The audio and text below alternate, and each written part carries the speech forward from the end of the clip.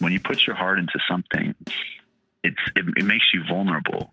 But when you're vulnerable and you're open about being vulnerable, no one can take that from you. No one can take anything from you.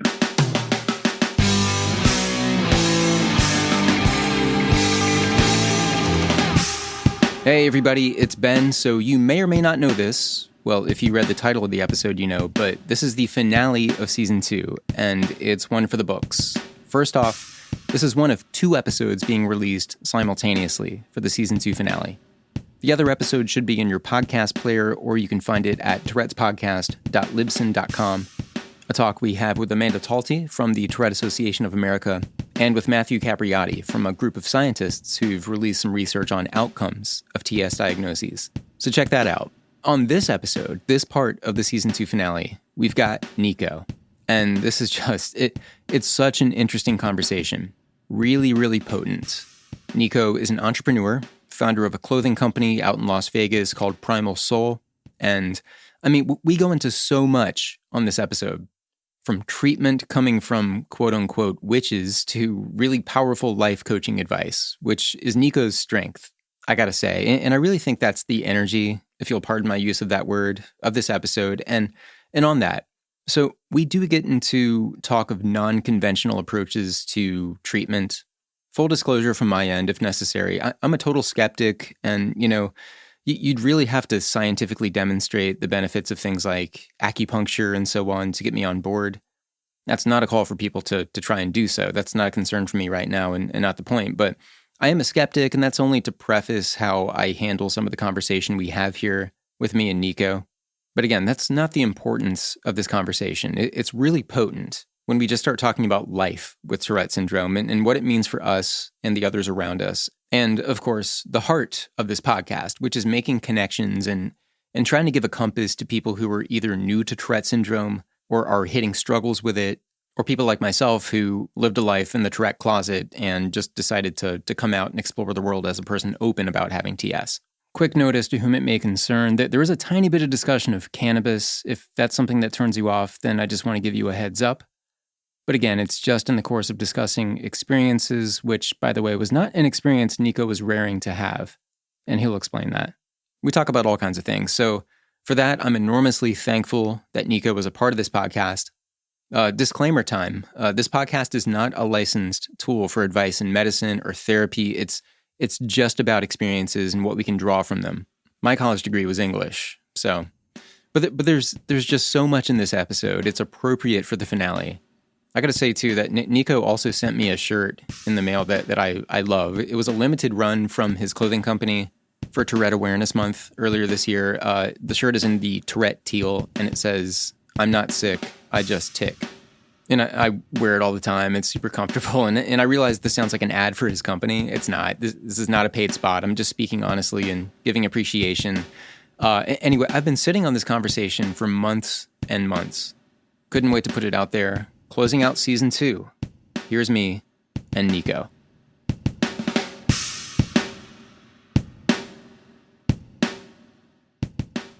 I mean, Niko, first off, what's your background? And this is a huge question, but what's your background and how does that relate to starting a clothing company?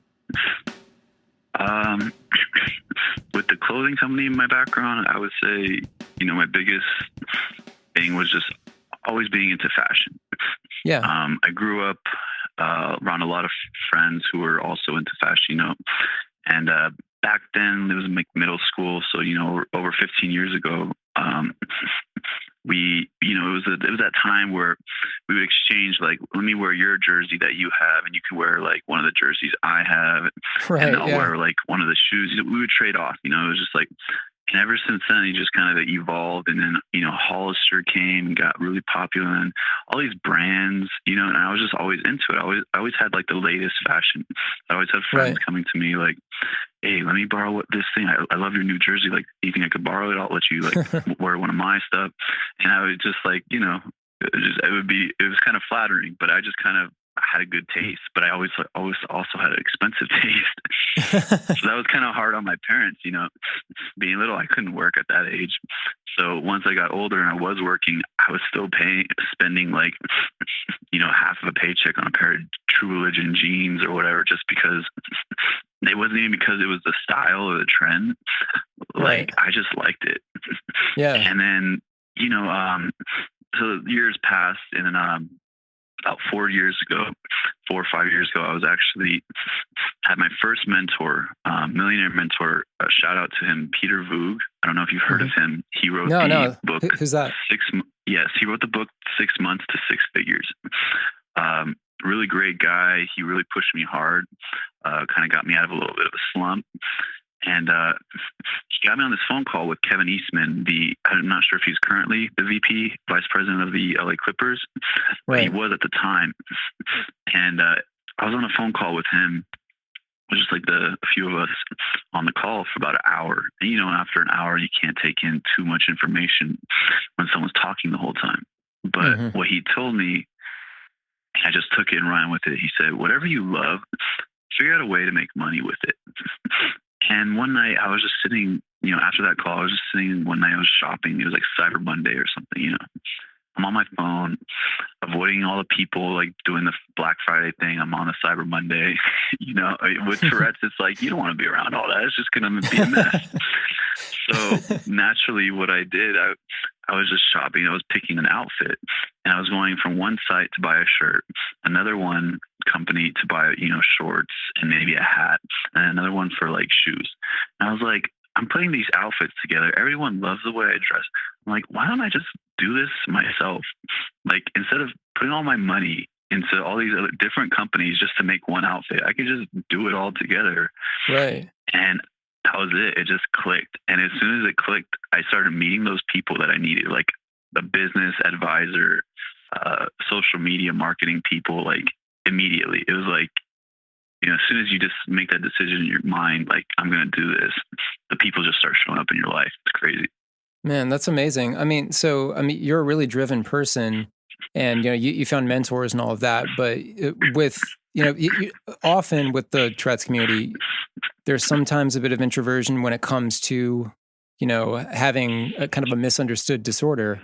How did that figure into your, you know, your confidence level? And, you know, when did tics start to develop for you, and how did you kind of navigate that socially?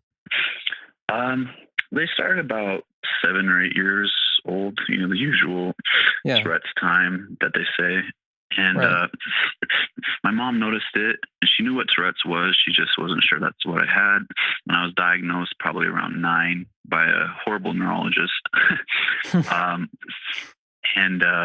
horrible neurologist? He just was he wasn't, you know, how some doctors are they're just not good doctors. You know, they just don't care about you as a patient. They just, gotcha. They see you and that's it. They prescribe you. If you take something, they just give it to you and that's goodbye. Yeah. So just one of those kind of people. And he undermined how bad it eventually got, which really, you know, angered my parents. Yeah. But it started off just, you know, the usual like head nods, and I kind of did this noise, like a little squeak, kind of the eyes ticking. But yeah, I mean, I don't know. I just kind of did it. My parents tried not to make a big thing, but then eventually, my dad was overseas at the time in the Army, and when he came back, you know, they wanted to fix me, and so that was a big thing for me. That's what made me who I am today, is being something that's not good enough that needs to be fixed. Someone I could say, I mean, wow. So I've been from California to the West Coast, where I'm originally from in LA, all the way to Europe, seeking out different doctors of all sorts. Really? You know, through my whole life. Yeah. From neurologists to homeopathic doctors to, they call them like quote unquote witch doctors out in the villages in Europe. They're not actually witches. They just do weird things, you know, that's metaphysical, but like sometimes it's just really weird and their intentions aren't always good. So you can kind of pick up on that. And so, I mean, with that kind of thing, resorting to, I guess what a lot of people will call unconventional medicine, I mean, what did that entail, and how did you sort of come to that that sort of outlet? Well, just my parents' desperation for me to be better. Wow. And because eventually it did affect, I mean, I was a straight A student, and eventually what happened was, the tics got a little bit worse. By the time I was 12, that's when the anxiety started, and that's what really messed it up. Because the anxiety, it's like I call them tic attacks. It's an anxiety attack, but with tics. So, the last time I was in Europe was about 14 years ago, and when we were out there, I was fine. Once we were there, I was having fun here and there. I was an overweight kid. Okay, so this is a little to describe how I used to be growing up. This is how hard it was. Right. I was an overweight kid with glasses and braces and Tourette's. But I was so popular because I just did what I wanted to do, and I got along with everybody. So even if I got made fun of, it was in a loving way. At least that's how I took it. The wild and crazy guy that people kind of rally around, calm, and more calm and quiet guy. But people knew who I was. I was shy, very shy. But there was, don't get me wrong, there was times where even my friends that are still my friends today, like I was with one of my buddies a little earlier, we were boxing. That's been a big hard part of my life is martial arts. I started that one before I even had Tourette's. And that actually, I could definitely say was a big helpful key into disciplining myself. Sure. Into with the Tourette's and everything like that, anxiety and breathing and everything. But we were just boxing earlier, so that's how close we still are. But there was a time, back in middle school, and where, they would just, we'd all be making fun of each other, but they kind of get at me because I have all these, quote unquote flaws with the glasses and and I remember a couple times I would come home crying. But with the unconventional medicine, I wouldn't even call it that, because these women were just, it was like one of those things where it was passed on from mother to daughter or father to, something like that. It was just kind of like a family thing. It was an actual medicine. I remember what kind of treatments were they, and I use treatments maybe in quotes, but what were they doing? So this is exactly what I was getting at. So a few of them, because I had a few of them, and they all had this one thing in common. And it was like boiling a coin, like a piece of metal, some kind of coin in a pot of water, and holding it above my head, not burning me or anything like that. Nothing, nothing hurtful, but just strange. And then they would kind of read the coin, I guess. And they would say some things like, these people cursed me when I was a baby, and this and this, so they're going to get rid of that.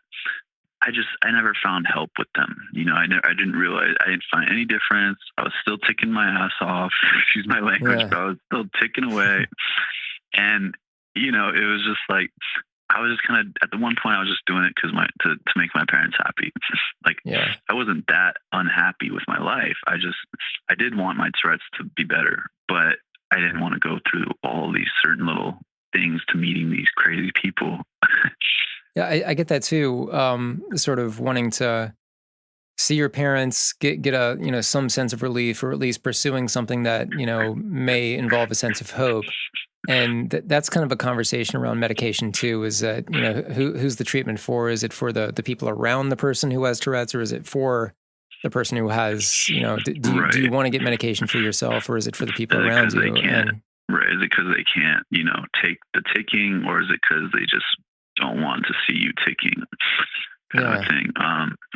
But no, I have nothing. My parents are wonderful parents. I'm very blessed to have, not too many people have parents that are even still together, especially nowadays.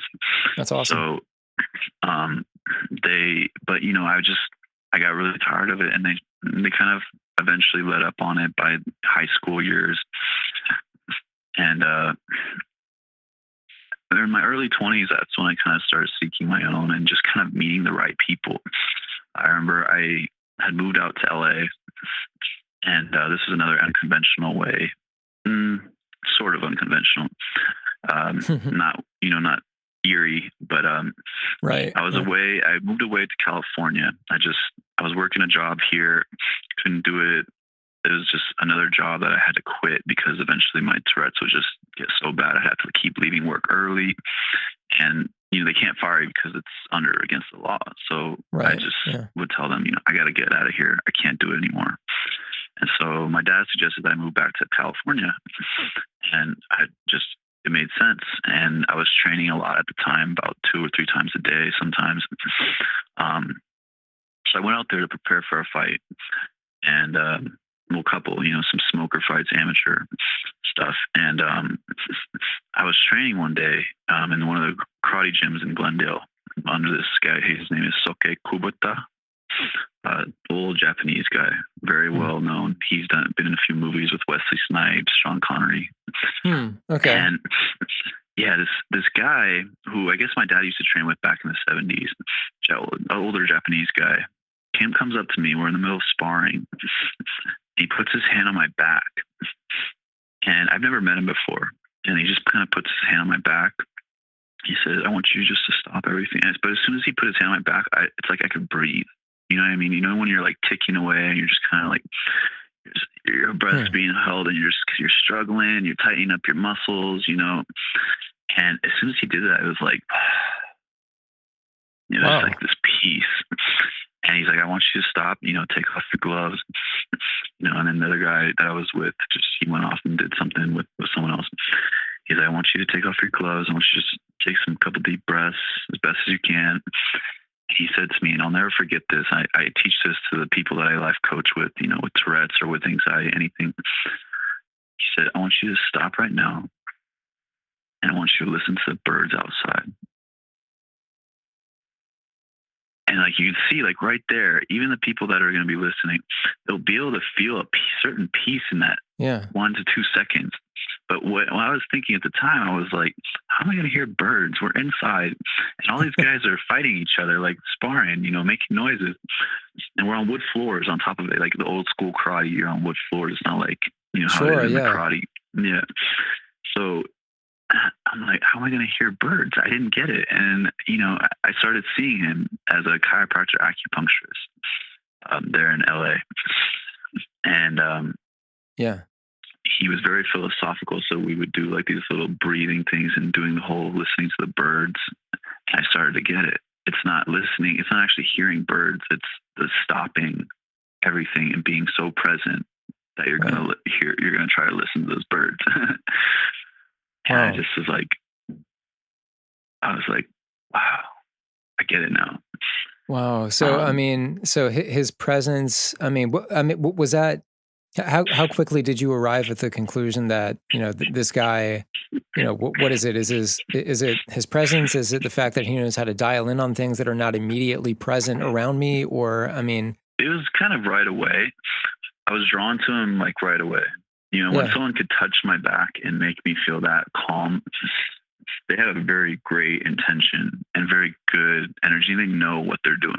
Yeah. And that was my first thought. So I trusted him right away. Right. And eventually I actually got injured, very severely injured. I had a slight herniated disc and my left leg was out of place. So I was in extreme amount of pain. Yes, I was overtraining. I used to do yoga several times a week, at least, a few times a week, at least, before I moved back there. And while I was out there, all I did was train, and meditate. Meditation is great, but if you're not stretching your bodies and, relieving your fascias of, the muscles so that they can heal and the blood can flow better, something's going to happen. And that's exactly what happened with me. I was just so focused on getting into, becoming a professional fighter. That was my dream. And so he started working on me with the acupuncture, and he did wonders with that too. Like, it was crazy. I mean, there was one session I remember that it was the first time I cried. Said, "It's normal. You're letting out things that are, have been built up all these years." Right. He's like, and he was encouraging it, and that's something I wasn't used to either. And eventually, I'll get back to it. But what led me to him and another couple that actually helped me the most of all these people I've seen in my life was one thing. They were just very primal about everything, being primal about your breath. Who thinks to stop and listen to birds, especially when we're always indoors? Right. Yeah, You know what I mean? absolutely. And it's very a primal way of thinking. So that was part of the way where I came up with the name of the clothing company, Primal Soul. But yeah, he was just doing some acupuncture in my calf and told me to lift my back. He's like, "Can you feel pain?" I said, "Yeah, I can't lift it." Twisted it. I could feel some stuff going on. I don't know if have you had acupuncture? No, I never have. My sister's done it. Yeah, it's really not like as crazy as people think. Like it was just like maybe 5 needles around, and they're not even in you. They're like in the first layer of your skin. Right. But I could kind of feel my nerve in that leg that was out of place. And he said about 30 seconds later, he's like, "Okay, lift your back now." I lifted it, nothing. I felt no pain. I walked. I was able to walk the whole day without having to stop or lay down. And so yeah, I mean, I eventually, he didn't heal me right away. Obviously, I still had to keep seeing him, but I couldn't work. I couldn't train at one point, so I had to move back. And that was very depressing to move back with your parents after you're out on your own. With the acupuncture and the way it helped you, was it more about sort of the setting and kind of dialing into something, or is there something directly related to the actual? I mean, how'd you find it helps you? I've had it by a few different people, but I didn't find any use. Like it didn't help me at all until I met him. Right. But I realized, I think it's just his intention behind the acupuncture. Right. Like he understands what I'm going through, even though he does not, to a point. Nobody can understand what Tourette's is like. That's why I don't listen to many doctors, because do they have Tourette's? No. So they can only understand to a certain degree. Right. And my sister's actually a doctor, an MD. She's a very cool doctor. She's not like but we get in arguments because I try to tell her, like, you don't have Tourette's, so you don't know exactly how it feels. Right. So it's very hard to, help people when you feel. Mm-hmm. And but he knew what I needed, and that's I think that's what it was the most. I needed to be more aware of my body. Obviously, because I got injured, I needed to listen to my body. I needed to listen to those birds, quote unquote. And he really helped me out with a lot. But I mean, he couldn't do it for free, and I didn't expect him to. So he's worth every penny. But at the rate where I couldn't work anymore, I couldn't afford to see him. But I mean, my back wasn't good enough to where I was able to move. My parents were fine with me moving back, of course. And I'm not a big fan of Vegas. I never have been. It's a totally different lifestyle compared to California. Right. People are different, so, but it put a big damper. I was about 23 when I came back. Well, real quick too. Did you find that his therapies were helping with tics as well? I'm not sure, because I was so focused on me and just, self-helping myself. That doesn't make sense, but you know what I mean? Just focusing on myself and meditation a lot. And he told me to lay on flat floor, and I lived in a wood apartment with wood floors at the time. So I'd lay there on my back. Sometimes I'd put a blanket because it'd be too hard. But I lay there straight on my back, hands up, everything just so that the spine gets its relief. It's really good to lay on your back, especially when you have anxiety. He said, and this might help a lot of people who are listening, when you sleep on your stomach, on your side, what happens is your spine leans down, or whichever way you're laying, not overnight, but within time. And I was sleeping on my stomach all the time back then. And he said a lot of pressure gets put onto my chest. That when you have an anxiety attack, that's kind of where you feel that pressure right there in your chest. Yeah. And when he showed me that, he tapped, and he touched literally right where it feels tight when I'm having an anxiety attack. He knows what he's doing. I really trust this guy. And like around his office, he's got pictures with celebrities that he's worked on, and so he knows his stuff. Yeah. But laying on your back, at least once a day for about 10 to 20 minutes. You don't have to meditate. You could. Sometimes I would find myself falling asleep, and I would. I just noticed my back, it would hurt a little bit in the beginning, but then I would start noticing my back's kind of feeling better.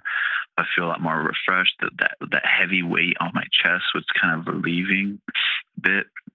So he definitely helped me with that. He helped me with my back. But I was just very focused on healing myself. So, it wasn't just like, like when someone says to pray, you got to do too.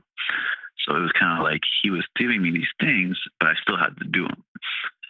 So, yeah, I mean, he definitely had some great advice. And I have to reach out to him again. He's a family friend as well, or he became one, I guess, ever since I met him. Right. Yeah. It's been years since I've been back there. So. But and I'm sorry to interrupt on that, but you moved back and. Yeah, I moved back and I went through a little bit of a depressed phase because I didn't want to be back. It's just, I didn't want to be living with my parents again. I found this wonderful, even though I was injured and in pain, I found this wonderful peace that, at the point where my mom and my sister had came to visit me one time while I was still in California, it was different. I was so used to fighting people. I wasn't used to like this soft touch by women. My mom and my sister were hugging me. I'm like, this is different, But I mean, I had a lot of friends out there and stuff. So like I would see them and we would hang out or go out, whatever. But I was just like, I could feel their energy. I could feel what their thoughts were. And that's when I started being really in tune with being an empath, kind of just knowing how people are feeling. I always kind of had it as a kid. Yeah. I realized like when, being in movie theaters, even before Tourette's, I could kind of feel everyone's energy, especially if it was an exciting movie. Mm-hmm. But then when I kind of just lived alone for that amount of time and just had someone come out, and it was my mom and my sister, people who I know and I've been around for all my life. Right. I was like, wow, I can feel that she's angry about something that just happened. I can feel like she's nervous about something that might happen that, I could just feel it. And it was pretty cool.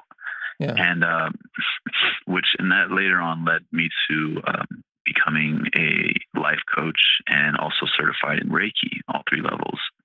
It's a master Reiki, practitioner. And explain what Reiki is. The best way to explain it, energy healing. So, I mean, there's a lot of people that like, I don't believe in it. You don't have to believe in it. I had it done to me. It was another, quote unquote experiment as I was younger. I was about 16 or 15.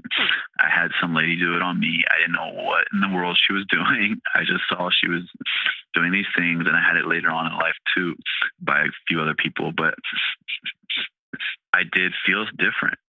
I noticed that I did feel something, because we're all connected, I mean, people will be very, it touches on, religion a little bit, but it's really not even about religion. It's not about spirituality. It's just that we're all connected. That's how, like, when you walk into a room, when someone's sad, it's not because they tell you they're sad. You can just feel it.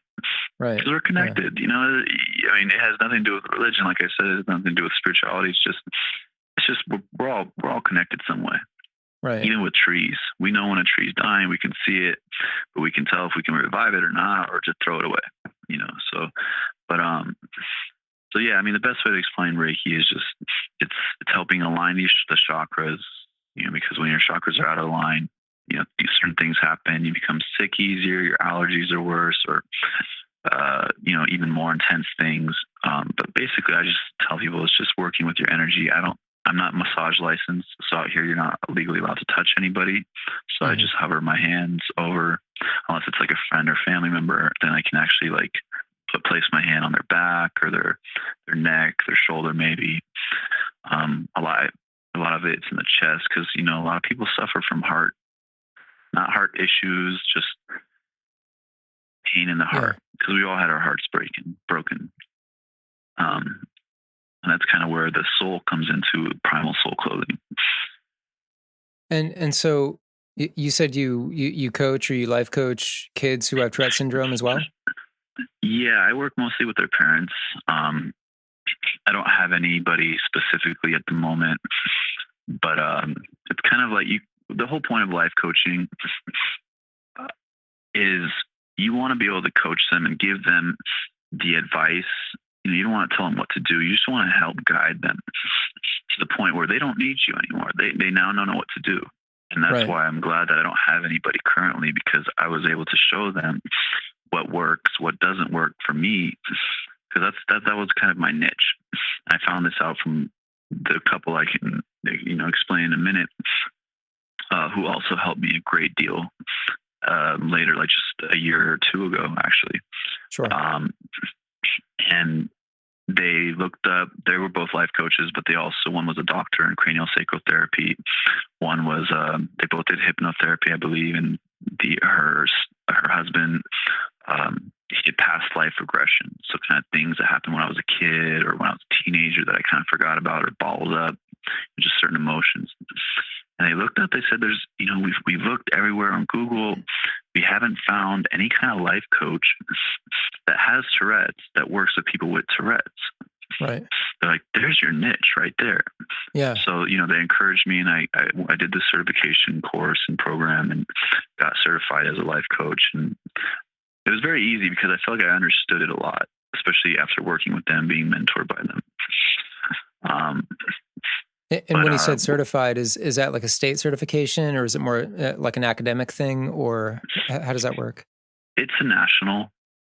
I wouldn't say it's international, but I don't know for sure. I mean, It's not an academic one because I didn't go to a school. It was online, kind of a course, but it does give you if you want to do it like out in a professional building, or like, have your own office, you do need to get a healing arts business license or something like that. Okay, so I just kind of do it, and people, I go to their home or whatever it is, and I just kind of, talk them through. It's not, a lot of people confuse it with counseling. Like, I'm not a counselor, I'm not a therapist. So, and I'm not going to prescribe you anything, because I'm not for those. I mean, unless it's truly necessary, which for me, I do take Klonopin. It's for my anxiety. I don't know how much it really helps at this point. It's been about 9 years that I've been taking it. Wow. Okay. So, but I feel like it's kind of a safety net in a way. So I take it. I do notice if I don't take it, it does feel a little off. It's not something you can just stop. So 9 years for anxiety, is that the first foray into medication, or have you tried other things that have helped you out with your anxiety or with your tics or anything like that? No.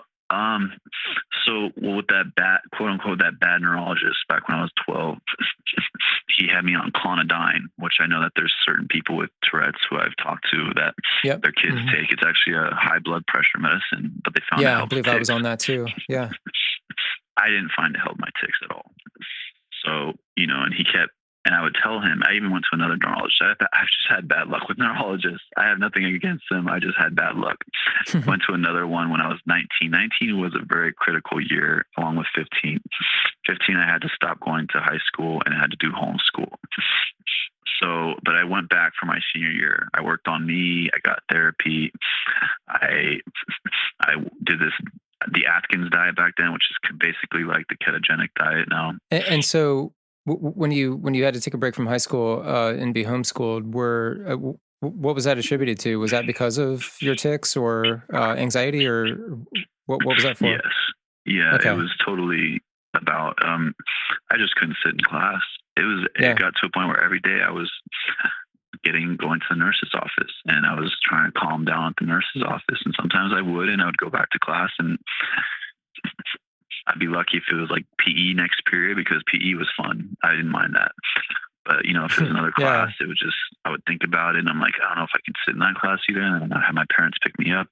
So it was just, I remember having an anxiety attack. It was one of the, first, but it was just one of the, first ones in school. And I didn't really know what to do. Yeah. I didn't even know what it was. And I was just freaking out. I was pacing around the whole school, like trying, I had a cell phone back then, like a little flip phone, and was just telling my dad just to come. Like, I didn't even get permission to leave. I was just like, just come get me. And one of the hall monitors found me. And he was like, "Are everything okay?" And I was just, struggling to talk because I was taking like that. I was explaining to him, like, my Tourette's, it's really bad. I just need my stuff from my classroom, and I have to get home. And so he was, Wow. He was probably a little freaked out. He'd probably never seen that before. So he went and grabbed my stuff from my class and bring it to me. And my dad picked me up, and I didn't go back until that was the end of my sophomore year. And I did 2 years of homeschool. And then so I graduated. I went back to that high school as a 5th-year senior, technically. Gotcha. So I was a little bit older, like a year older than everybody. Yeah. But it was a wonderful year. My ticks were better. I was driving. I had my license. I was able to sit through classes. I still ticked, but I was like, I had no problem telling people. Like, I remember a girl turned around. She's like, "Are you sick?" Like, you know how it is. People are always asking if you're sick. Yeah. Yeah. And then they were like, do you always do that? And I was just like it makes them feel dumb. And I kind of laugh about it, because I'm like, I actually have Tourette's. Oh, I'm sorry. I'm like, no, Right. it's cool. Yeah. And they're like, so do you yell out stuff too? And I'm like, no. Have you heard me yell out anything yet? And like, no. I'm like, it's just little noises and like mostly just, muscle spasm stuff. So was that one of the first times that you were talking about Tourette's to your peers, or were you open about it prior? And, what was that like? Yeah, I've pretty much always been open about it. I competed in karate a lot. I was actually a state champion at the age of 10, I believe. Wow. And I placed bronze in an international tournament back in 2012. So nice. But when you're doing sports, I always played sports. I played baseball, I played basketball, football. And that's one thing I noticed, that adrenaline, kind of activates Tourette's. And sure, yeah. You just kind of gotta be straight up. And I was even as an insecure and low self-esteem I had, I just was like, whatever. Like, if they don't like me, I'll either, just be sad about it, or I won't care. So I just thought, like, look, I just want to let you know, like, I have Tourette's, like, blah, blah, things like that. That's awesome. I mean, I feel like that's a page that, a lot of people should take, because I totally wasn't there, and I wasn't there until, like a year ago. I just never told anybody I had it, because of that social fear, and because of the fear of how, like, okay, I'm just going to be the guy with Tourette's from here on out. That's what I thought I'd be viewed as. And so I just kind of bottled it up. I mean, and I love that approach of just like, whatever, if they don't get it, they don't get it. And I'm going to move on. And yeah, I mean, and I had to be accommodated a lot in school, sure. Because of it later on, of course. But yeah, I mean, there was times where it was harder, especially with girls, because you don't want to be rejected by a girl, especially when you like a girl or something totally. like that. And even nowadays, like, yeah, I'm going to be 30 in a year, and it's still hard for me to tell girls. I mean, it is what it is. I'd rather her know and find out if she's still cool with it. Because if she's not, then do I want to be around a girl? You know what I mean? Like, I don't want to be around someone like that. Well, more often than not, like, what's the reaction? It's always been the same, to be honest. They don't mind, because they don't really notice, mostly in the beginning, because I also noticed there are certain things that we can, I can discuss too later, but that I found very calming for me. And that was one thing, was being around a great girl that I like. Of course, attraction's got to be there, and then the personality, obviously. And I just found that I was very calm, and I could talk to girls very easily. That was after I lost the weight. So like, after, that, when I came back as a senior, I was just like on top of the world. That's how I felt. And I had one girlfriend before that.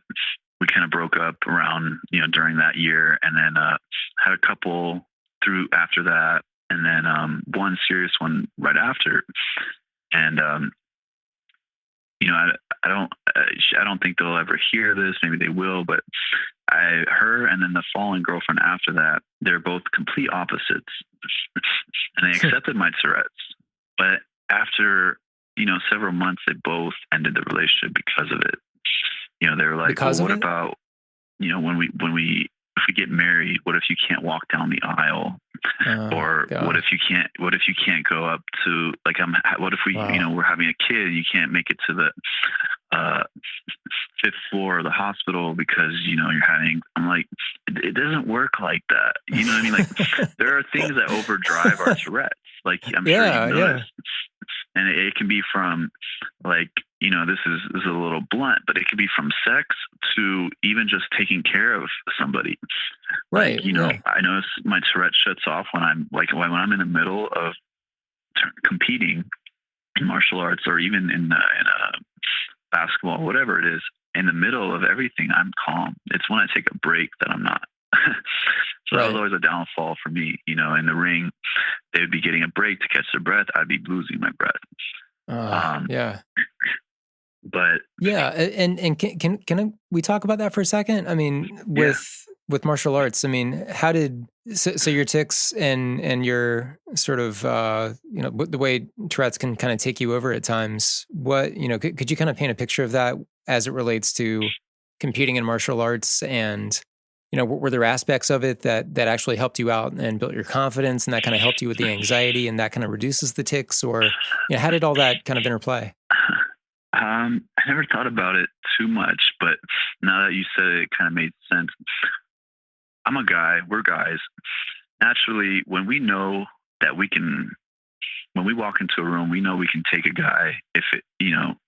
Take on a guy, it kind of gives us confidence knowing that we run this room. Like, we're the masculine of this room. We're the lion in this den. And that's kind of how I felt for a really long time. And so it gave me that kind of confidence. I never used it, to like pick on people ever. I was never that kind of guy. But there was times where I never really actually had to use it. To be honest, I've been in one fight in my life that was, outside of the ring. And I actually lost it technically because I just realized it was not worth fighting. So I let him hit me a few times. I started becoming the Hulk, and I walked away before anything really bad happened. Right. And I felt bad because I know what I could have done to him, but I just was like, wouldn't have been worth it. Didn't want to go to jail. Didn't want, But I would say, just the repetition of how they train you. We would do these little breathing exercises after the end of training. Mm-hmm.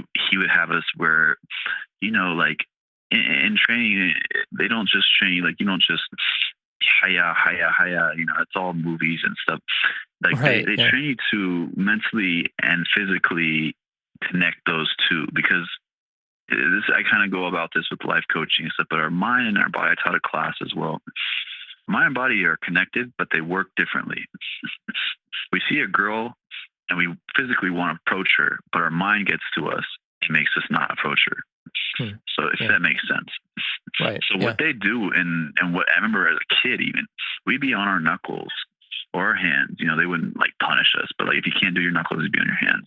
But we'd be in a push-up position at the bottom of a push-up position, and he would stop us. So let me tell you guys about my weekend. As he's walking around, and here we are, like, holding ourselves, like, oh my God.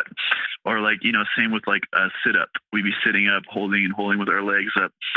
All right, so I want to just tell you guys a quick little story. And like, we would sit there, and sometimes we would fall. Sometimes some people would fall, but I was very competitive. I've always been competitive.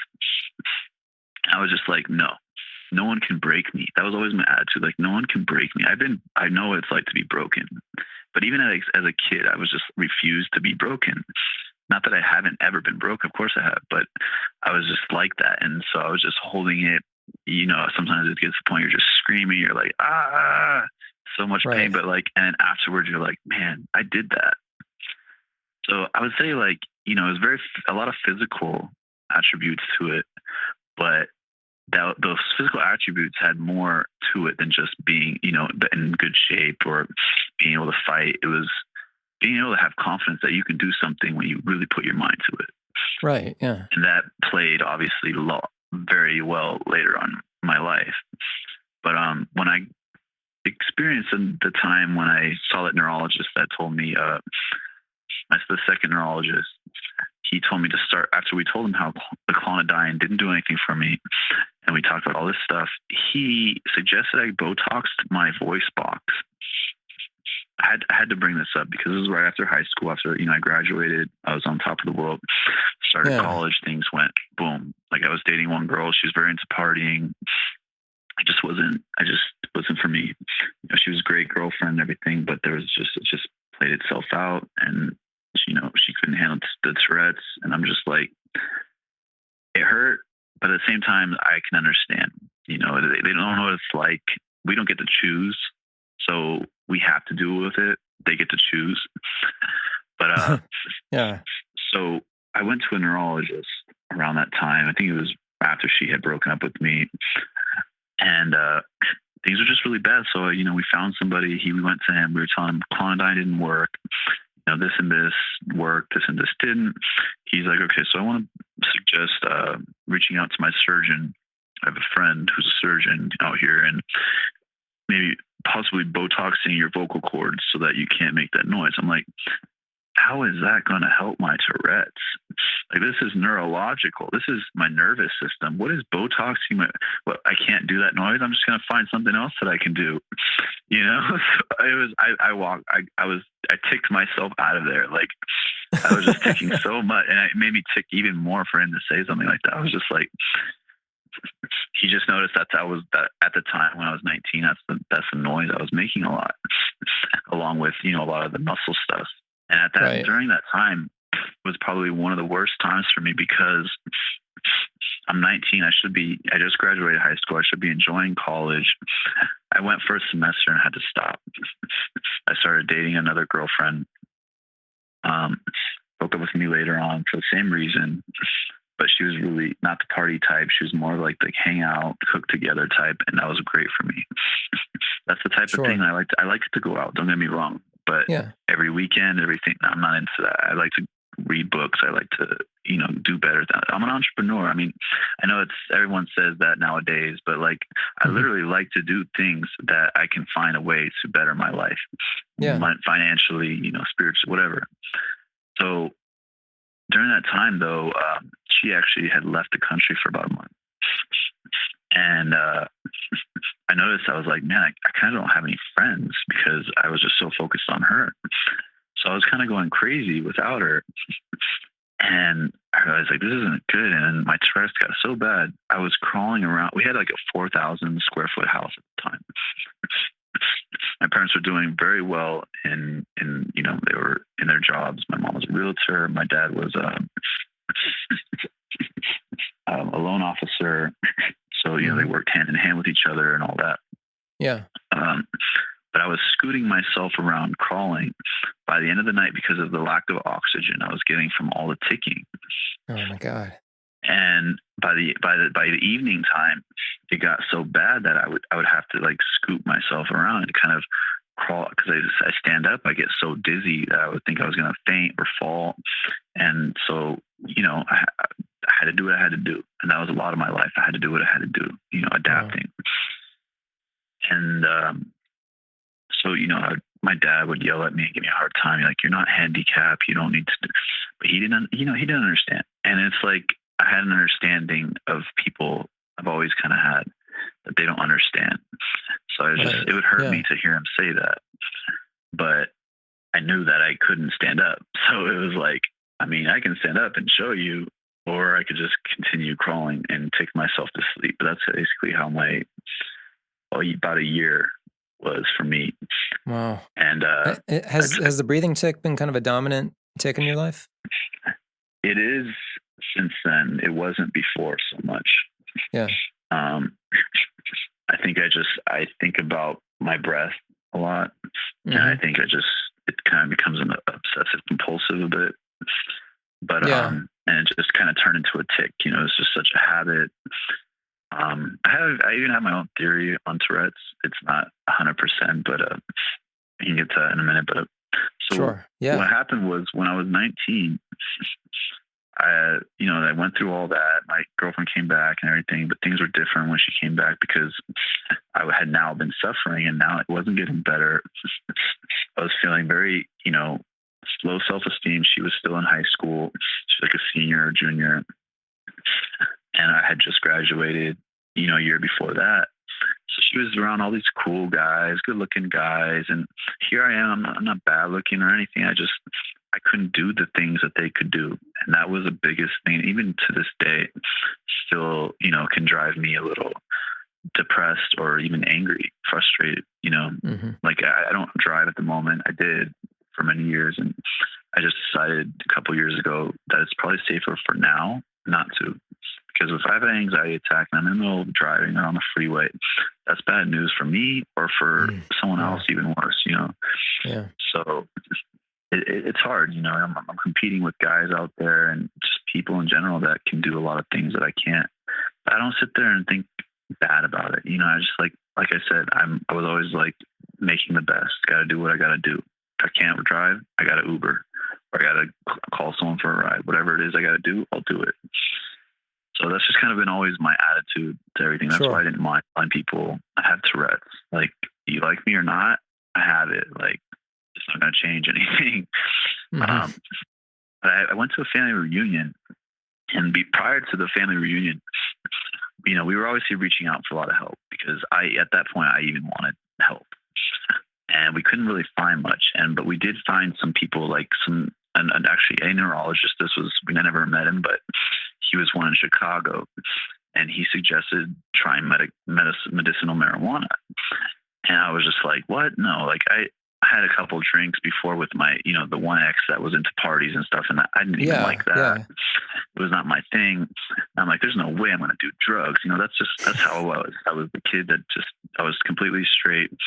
And I looked at it as like it was heroin. You know what I mean? Like I didn't think of it as something that was actually helping people.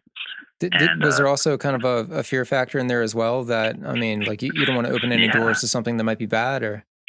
Not so much that, just so much like more so like, well, what's going to feel like? What's going to do? Like, what's going to, how, what's going to happen? Like, how am I going to feel? Mainly, how am I going to feel? Like, whether or not I'm going to tick or not, like, how am I going to feel? Am I going to like pass out or am I going to like, I didn't know. I was just clueless. So I was very ignorant to it. And I was very refused to, I don't know if refused, I was just refused to do it for a while. My girlfriend, right before we broke up, she had got me some from a friend, and we tried it together. And I tried one little puff, and I was just like, okay, now what? Now what do I do? Like, what's going to happen? She's like laughing at me.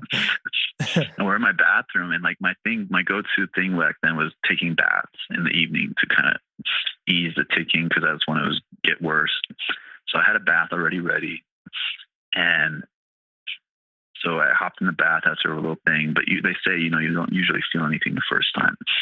So I didn't feel anything. I tried it again. I felt something the next day, and it wore off pretty quick, but I felt nice. And later that night, it was just, my Tourette's was really bad because that was actually right before she left to out of the country. Okay. Yeah. So I think that was more, I thought it was more about the marijuana that was causing me to tick worse. I think it was more about me stressing that she's leaving for a month or however long it was. So, but then this is now almost a year later. I'm 20, she broke up with me a long time ago. It's springtime. I'm back in California with family. I'm on like 6 or 7 different medications. So I wasn't like happy-go-lucky, but I was still calm because I was sedated pretty much. But I was out there, and one of my cousins, he was selling it at the time. That's just kind of like a thing to do out there, whatever. He grew it. He had a license to grow it, apparently. And so, but he had friends coming by and stuff like that. And he was always saying, like, look, you should just try it again. Because you're around, like, think about it. You're in your favorite place. We're 10, 15 minutes from the beach. You're with all your family's here, your relatives. We all love you. We all want you to do good. Like, and it was just him. Like, it wouldn't be like a family conversation, like intervention or anything. It was just me and him talking. And I was like, okay. So I tried it a couple times throughout the first day I was there. I woke up the next day. He was waking me up, like shaking me, like, how you feeling? How you feeling? Like a champ, right? And I'm like, got up, and I was just like, you know what? I do feel kind of like a champ.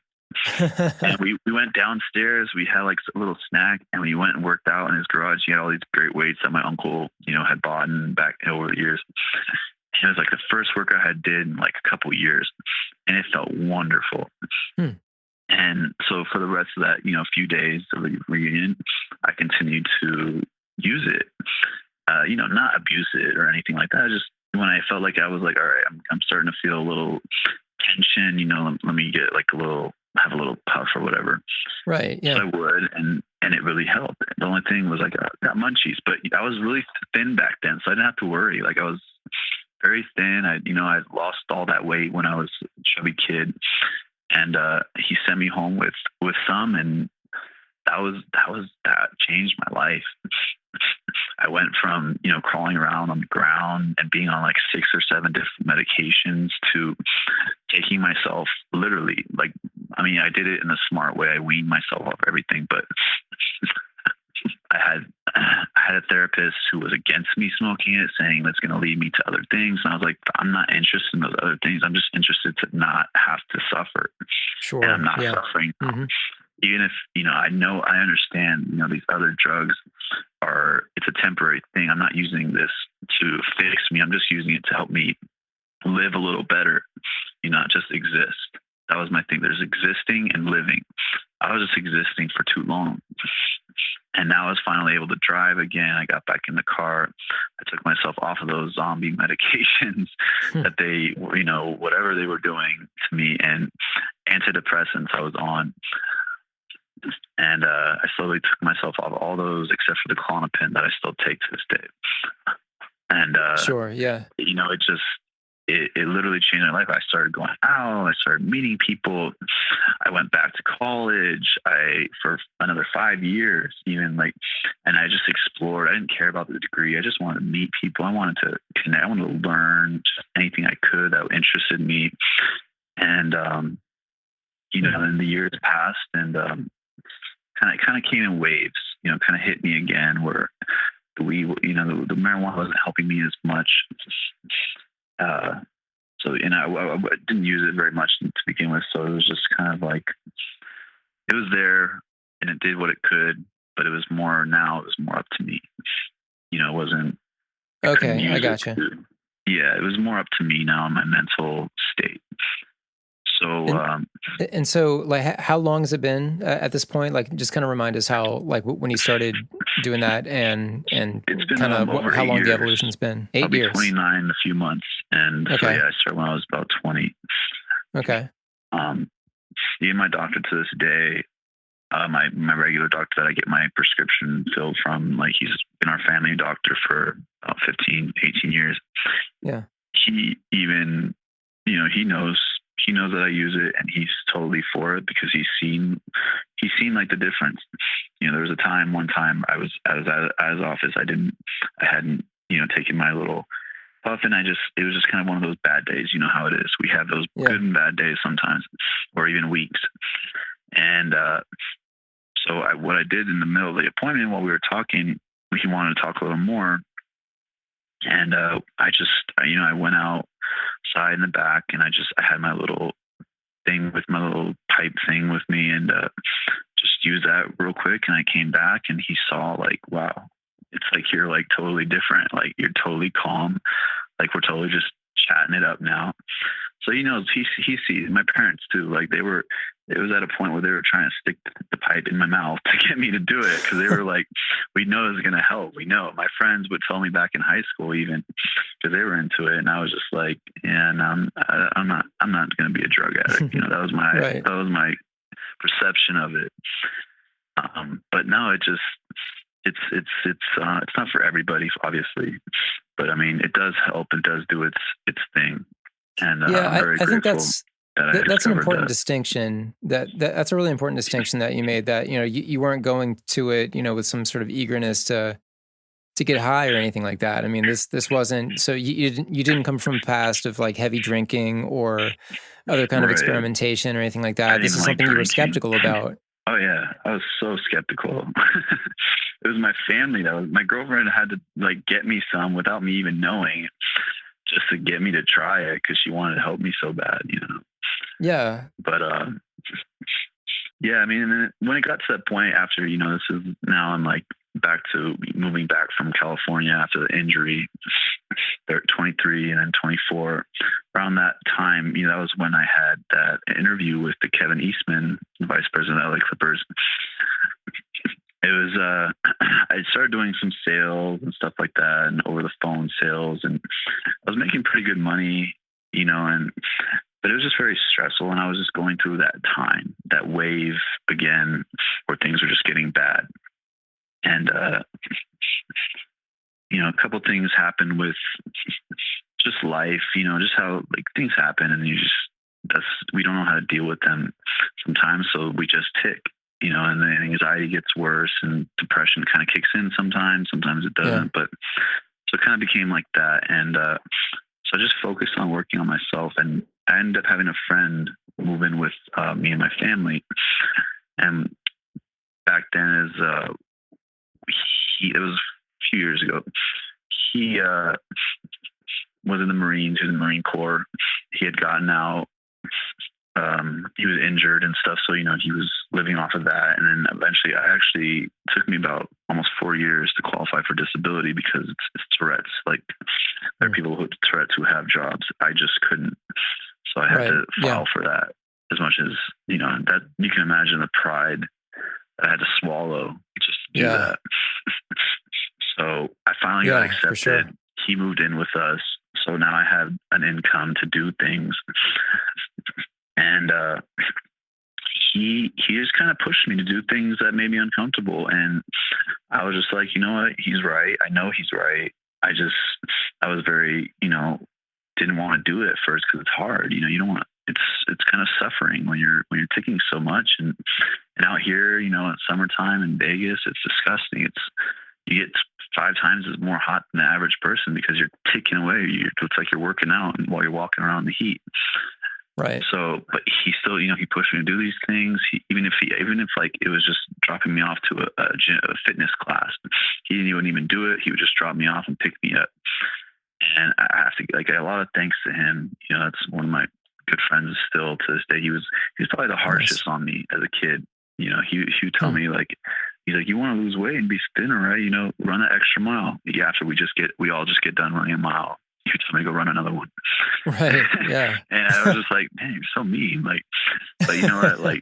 He's a good guy, and he's been through his own craziness of life. But I definitely had good support. And then that's what led me to, I met this girl, and she introduced me to her parents, and her parents are that couple I talked about, that they were, her mom was a doctor in craniosacral therapy.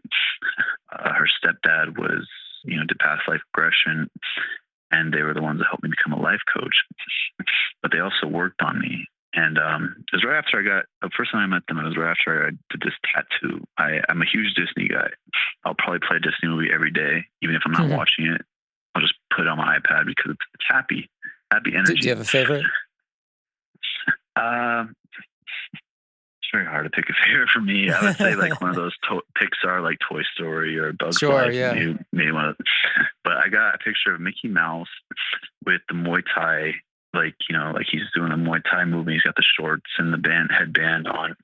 I was very into stand-up mostly throughout my life, karate and boxing and Muay Thai and judo. And right now I'm just training jiu-jitsu, mainly because it's always been my weaker point. So, and it's very calm sport.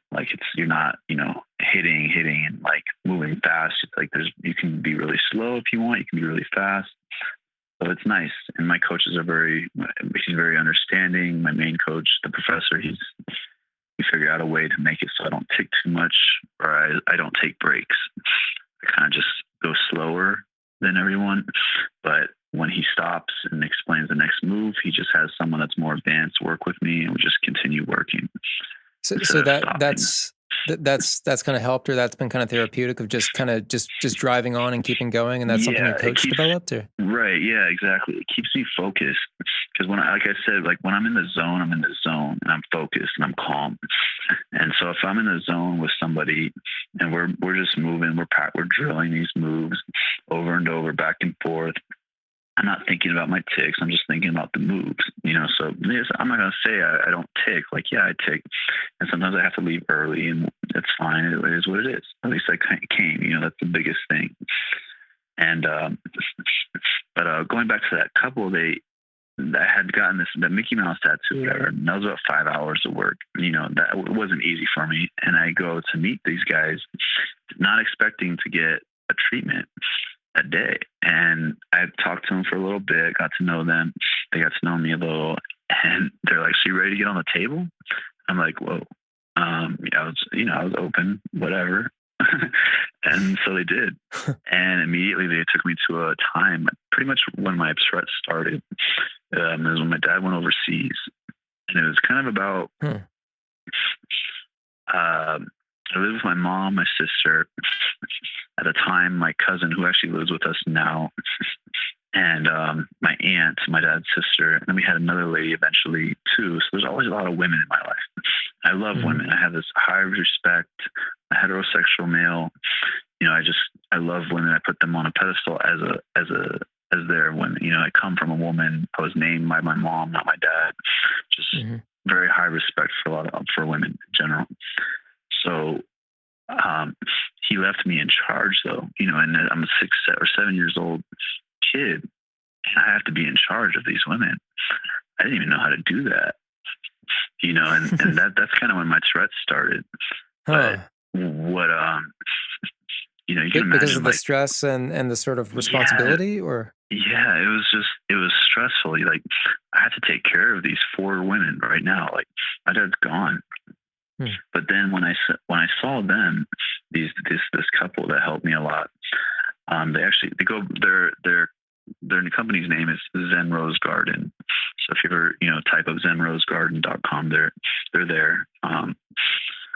And they're great people. They really know what they're doing as well. And immediately within 5 minutes of that first session, I was bawling. And I don't think I ever cried like that since I was a little kid, because I didn't know. That was how it is when you're a kid. Your dad tells you to take care of things. You gotta be like, look, I gotta be like my dad. And my dad didn't cry. Men don't cry. You know how it was. That's how we were taught. Boys don't cry, girls cry, or babies cry. So ever since I was a kid, I've had an issue to cry, even when I feel like I know I want to cry. Right. So it got to a point, I was just like, I just bawled my eyes out within 5 minutes. And I thought I was making a bad impression. And then they were laughing. They were like, "No, if you didn't cry, we'd be worried." So I was just, they taught me a lot about that. Just being okay with being vulnerable to somebody, like being like, let yourself be. If someone doesn't like you when you're vulnerable, they're not going to like you in the end.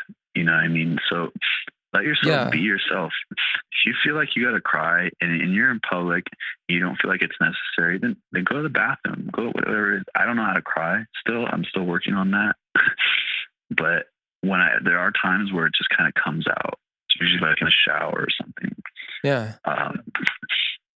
But obviously, I mean, this is like the tie-in back to self-acceptance, and if people can't handle the fact that I have Tourette syndrome or don't want to take the time to understand it, then I'm just going to keep plowing on. I mean, it has to kind of help with that level of acceptance. Yeah, and you know what? At this point, it wasn't even about other people accepting it. It was about me accepting it. Absolutely. Me, because even though, I accepted it to the point where I could tell people I have it, I could go about my life with it, I still didn't fully accept it. And so it was more about me accepting it so much more so than other people.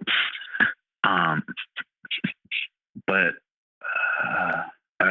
I was going to ask, you felt what it's like after you cry. I mean, I'm sure people who are listening, they know it's clarifying. Like, you have this clarity in your mind. You feel better. You feel calmer. You feel rejuvenated. So I was eager to feel this crying more often. So, we worked out a thing where I actually personally trained them 6 days a week for one session a week with them. And it was wonderful. And certain things, happen with my life and with theirs that we just had to, after like about 6 months or so, we kind of just went different ways. And I did have my life coach thing. I did have everything they had taught me, and, I'll probably reach out to them soon because it'd be nice to see them again. Well, with the life coaching, I mean, so is this stuff that you're kind of carrying in some fashion or some tailored fashion to the kids you work with? Yeah, absolutely. Because what it is when you get, there's different kinds, I'm sure, but with this one specifically, it's called neuro-linguistic programming. So it's just learning how the mind works and why it works certain ways. Okay. Almost like if you read one of those, like, I don't know, how to understand women books, or for women, how to understand men books, like relationship advice. I'm not a professional with women or anything like that, but it's kind of like that with the human mind. And, what's they suggest, not telling someone to do something, but maybe guiding them to, getting it to, to where they kind of like, oh, I see. Okay. And then, I have my own experience, which helps a lot. It's like, they'll ask me like, did you ever, have this, or did you ever go through that? Like, I had a guy who was actually, he's a friend of mine now, but I feel like, a lot of times I help him now. He was helping me out when we first met, but now I feel like I'm kind of his help. He's in his mid 40s. He's got, grown kids and a wife and everything, but he's going through stuff I went through when I was about 15, when I was 19, things like that. So I know how to help him. I'm not him. I don't have his past. I don't have his background. I don't, but I do know certain things that I've done that helped me, that can help him, that I recommend. But will he do them? That's up to him. I can show people where the water is, that saying, you can show the horse where the water is, but you can't make it drink it.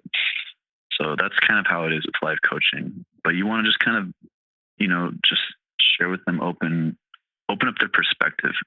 Mm-hmm.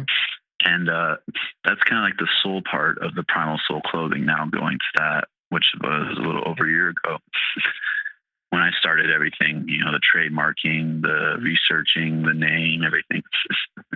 So I realized, the two people helped me the most, doctor-wise, besides supportive friends and family, whatever, all that. The first one was very primal, stopping and listening to the birds. And then the second one was being vulnerable, being okay to be vulnerable, being okay to cry. Like, don't beat yourself up because you're sad, because you're just going to get more sad. Don't beat yourself up because you just got angry at somebody, and then you're going to get more angry at yourself. It's like that vicious cycle.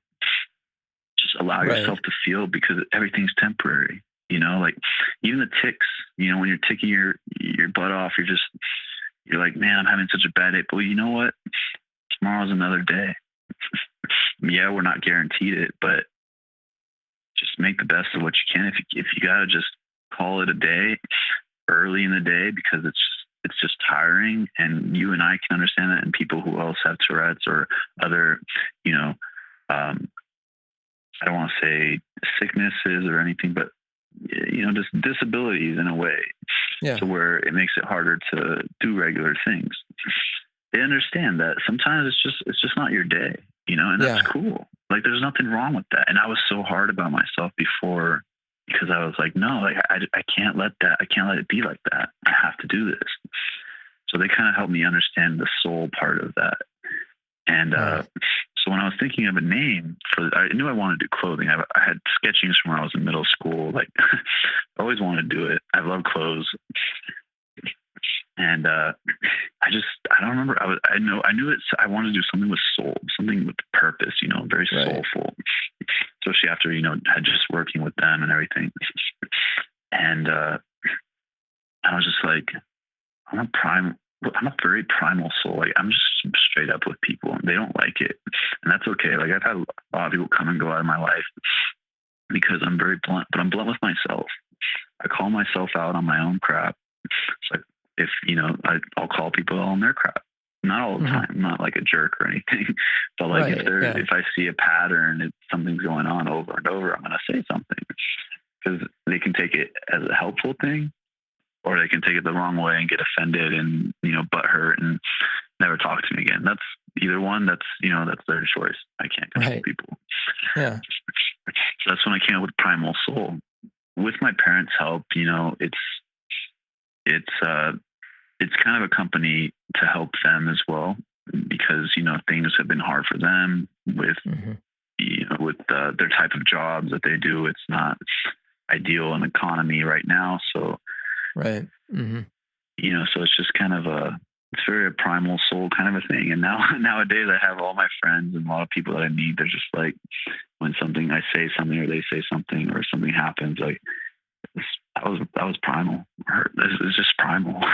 And it's kind of like catchy saying. So, but yeah, I mean, it's only been up. The website's only been up for about 2 months now. The key point of Primal Soul is literally what we've been talking about. Understanding, accepting, knowing that we all have our crap in our life. What are we going to do with it though? We're going to settle because this is what, are we going to just give up and just be like, this is all I can do?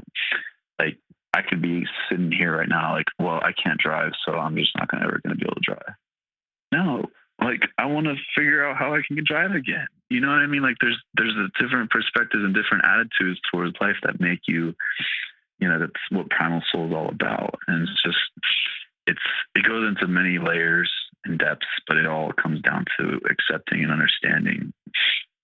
Well, I think it means a lot coming from someone like you who's had the experiences that you have, especially when Tourette's has, I mean, more or less kind of had an incapacitating kind of effect on you at times with the breathing and with, I mean, there's so many levels that you've been impacted. And I guess, let me back up.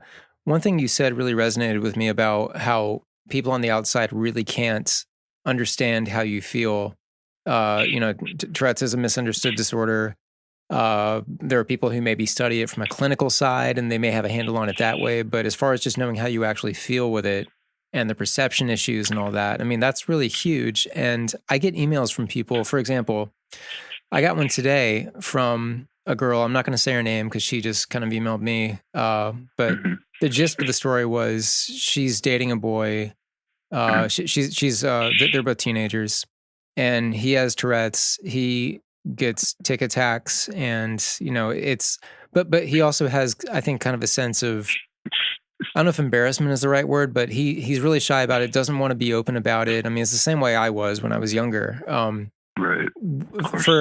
And she emailed me because she wants to help and she wants to show him that, it's cool. She's not going to judge him. This is not some negative thing that she perceives, but she wanted advice on, how do I message that to him without maybe isolating him as someone who is special or is getting special treatment from me. I don't want to make him feel kind of weird about this. How do I make that connection and tell him it's okay? I don't know exactly how you feel, but I want to let you know that, we're cool. I support you, but he's not necessarily in the position yet where he's open and comfortable enough with himself to embrace that kind of support. I mean, do you have any thoughts on that? Like what direction that should go or? Yeah, I have a couple. First off, I hope he hears this so he knows how lucky he is and blessed to have a girlfriend that's that into him to be able to reach out and get help. Yeah. Like every guy wants that. For her, all she can do is love and support him. And which obviously I'm assuming she does, since she's already reaching out for help just for him. So she can only do so much. And what I was going to say too, it's just funny because you brought this up, is with Primal Soul and with this guy, what it is, and I talk about this too with my kids. I don't want to keep, and even people that I life coach, I don't want to prevent them from suffering. I don't want to prevent them from experiencing pain. Right, I don't want to prevent them from the struggle, even if they have to crawl on the ground. I don't want to prevent them from any of that, because if I didn't have to go through all this horrible, crap, I wouldn't be the way I am. I wouldn't be as strong as I am. I wouldn't be as motivated as I am. I don't want to keep people from going through that, and she doesn't either. She just wants to, get him to be okay with himself. But this is my advice with that, is that he hasn't suffered long enough to be tired of it. Right. Yeah. Mm-hmm. I got to the point where I suffered long enough and horrible enough to where I just didn't want to deal with it anymore. My heart was hurting, that's like a lot of people. Her heart's hurting for him, and what can happen, and what happens a lot of the times is, if things don't work out with them, which I hope they do, and I hope everything goes well, and that she continues to be there for him and he continues to grow, because that's a beautiful thing and it's rare. But it's just, we all have been heartbroken by either a person or by something. And I talk about this, all the time when I've had a primal art class I used to teach, based off of the company name and everything, and the whole story behind it. And it's just, people are scared to speak with their heart, to act with their heart. Like, people are there. I've had people, I'm very observant with people. I love to people watch. Even as a kid, I was that quiet kid that watched other people. Yeah, and I same here. Sometimes people, I think it's in the Tourette thing. Like, we're just I think it is. That way. I think you're totally right. Yeah. And I don't know, maybe not just Tourette's, just people with disadvantages. I guess that's a good word. Yeah. That actually end up being a blessing later on. But I notice people even now, when I go somewhere, like, they're scared to hold a door open for me, especially like if it's the opposite sex. They'll be scared to hold a door open or something like that for me, because they don't want to give in the wrong impression, because in their heart, they're worried that could be, like, we think so far into the future, men and women. Like, I know the brains are different for male Such and female. Such a good point. Yeah. But we think so far ahead that, oh, this guy is going to think, or this girl is going to think that I'm into her because I'm holding a door for her, instead of I'm just being polite because I have a good heart. Like, I really don't think people have bad hearts. I think they just have bad things that happen to their heart. Right. So there's two ways to take it. You could take it and learn from it, or you can take it and be a very bad person. But the heart's pure. I mean, when we come out of the womb, we're pure. That's that. So with Primal Soul, it's about accepting and understanding, but with an open heart. Because what happens when I was mentioning about the mind and the body, working together but against each other. Why it does that is because our hearts are so clouded from all the pain, clouded from all the, the things that have happened or whatever we've seen that we balled up, or whatever it is. Everyone's got their things. And so for him, this girl's boyfriend, I think, when he starts opening up his heart to accepting that he has Tourette's, it is what it is. He's going to learn to do what he's got to do. Just like I did, just like you did, just like many people do every day. And when he opens his heart up, when he's not afraid, and you can be afraid. I was afraid. I still get afraid of things every day, but I'll do them. And he can be afraid, but and with a girlfriend like that, he'll be able to open his heart up. And when you open your heart up, magical things happen. I don't mean magical like Harry Potter. I just mean, things come in line. Like when I said I've decided, mentally, I really decided that, okay, I'm going to do this clothing thing. People started appearing in my life. Well, I didn't decide just mentally. I decided with my heart, with my mind, my body, my soul, I'm going to do this thing. And how you see those things like mind, body, spirit, they always forget to put the heart in there. And I noticed that. So that's why with Primal Soul, there's mind, body, heart, and spirit. Because if you don't put your heart into things, you could say, yeah, I'm passionate about this, I'm passionate about that, but that could just be words. When you put your heart into something, it makes you vulnerable. But when you're vulnerable, and you're open about being vulnerable, no one can take that from you. No one can take anything from you. Like I can go out and I have Tourette's. I'm having really bad anxiety attacks. I can go in front of a stage, 1,000 people, tell them this and tell them, you know what? I get lazy too sometimes. I'm this and I'm that. Make fun of me. How are they going to make fun of me? How are they going to be able to? I was completely vulnerable to a what's the expression, to a point that what can they do now to hurt me or to make fun of me or to, you know what I mean? There's just, it's just letting your vulnerabilities just out there, you know, and it's especially hard for guys. And that's, is going to come kind of to my theory. I don't mean to talk too much. I feel like I'm talking everyone. No, man, go for it. Go for it. I mean, this is great. I'm sure you've read about, you know, the research in Tourette's and how it's mainly with males. Yeah.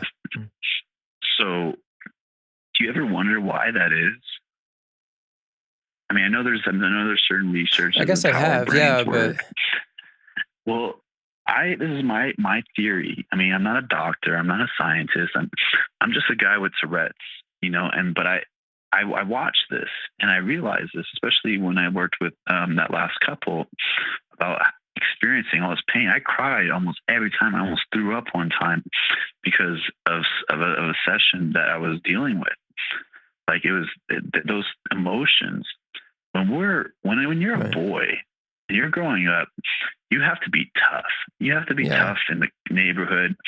I mean, nowadays it's different. These kids are on video games. I mean, hopefully I don't have my kids do all that stuff. I mean, I want to be playing outside and all that. But you have to be tough in the neighborhood because you're going to get walked on, or, you got to be tough because your parents tell you got to be tough. You can't cry because your parents tell you, or your family tells you, girls cry, boys don't cry, but it's important that we all cry, like just crying. Like we can throw fits, we can do all that.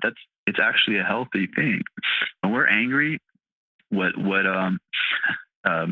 these people, this couple, they would tell me, they said, when we have people with anger, problems, we give them a plate or 2 plates, 3 plates, and we tell them to pick it up and just throw it and break it on the ground. Because you know why?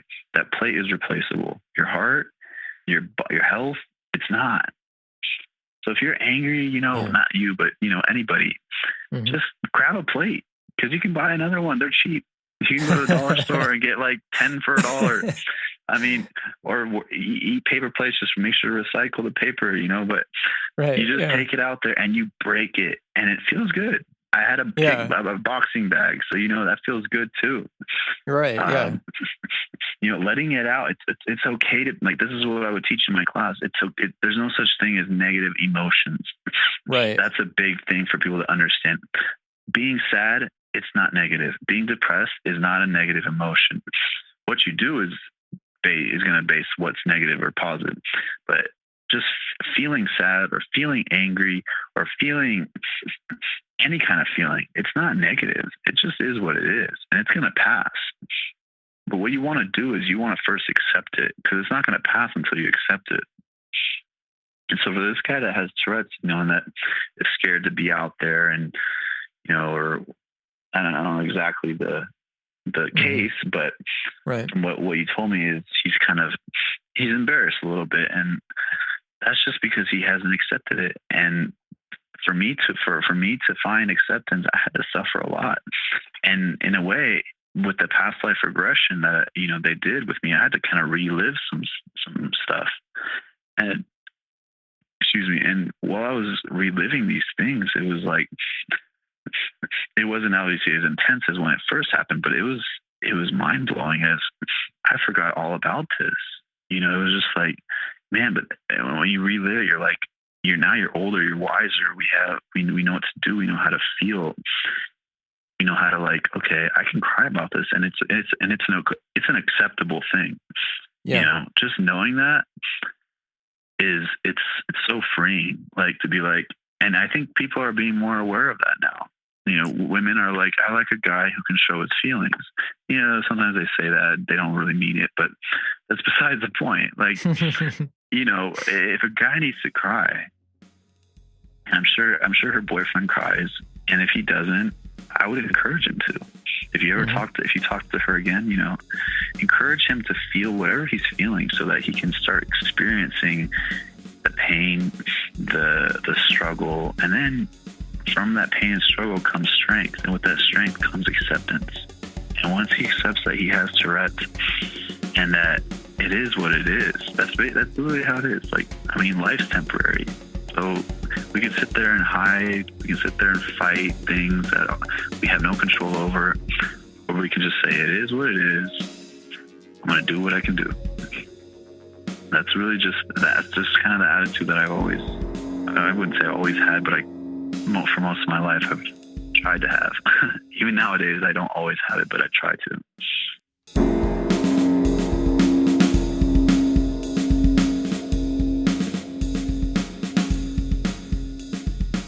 Thanks so much for listening, and thanks so much to Niko for spending time with us. Just a lot of really valuable stuff. Very grateful. If you got feedback, send it to me at tourettespodcast@gmail.com or take it to the Tourette's Podcast discussion group on Facebook. So we've closed out Season 2, and yes, closing Season 2 does mean there's a Season 3 coming. Going into the development phase after a good holiday break, really pumped on what it's looking like at this point in time. In the interim, we're all still active in the Tourette's Podcast discussion group on Facebook, courtesy of our admin in the UK, Sophia, who, I mean, the discussion group probably wouldn't have come about without her. And it certainly wouldn't have been as good as it is if I was just running it myself. So that's to say, well, first, thank you so much to Sophia for making that possible. And that's also to say that the support everyone has given this podcast really does make it what it is. And there are some exciting things to come for the podcast community here. Join that discussion group if you haven't already, and that's where we're going to keep talking in the interim. So make sure you answer the questions that you're presented when you ask to join the group. Those questions, so basically what you do, it's a closed discussion group. You request permission to join, then you're presented with some questions. These questions aren't survey questions. We're not gathering data or anything like that. They're just qualifiers for the group. We want to make sure that you're a real person. You're not a robot, you're not a troll. It's a discussion group for people who want to have a real discussion about what we've talked about on this show, or for questions about TS, or suggestions or ideas, anything TS, really. But we have to keep it organized on the way in, so please answer those questions. We do have a lot of people who've asked to join, but haven't answered the questions, and we don't know enough about these people to determine whether they're legitimate here. And we want as many people as possible to join. So answer the questions and join up, because it's really rewarding, and the community's really, really friendly, supportive, and great with ideas and responses to questions we put out there. As for Season 2, shout out to Jaleesa, Michael, Jade, Ed, Yvette, Dimmy, who we got to follow up with when he climbs Mount Kilimanjaro, Zach, Marie, Alexi, Tristan, Simon, aka Jimmy Humbucker, Adrienne, Reggie, AJ, and finally, Niko. I think that rounds out the roster of guests for Season 2. Really hope I didn't leave anybody out. And all of you, keep in touch. Tourette'sPodcast@gmail.com, @Tourette'sPod on Twitter, Tourette's Podcast discussion group on Facebook. Let's keep talking. I'll be in touch. This is Ben.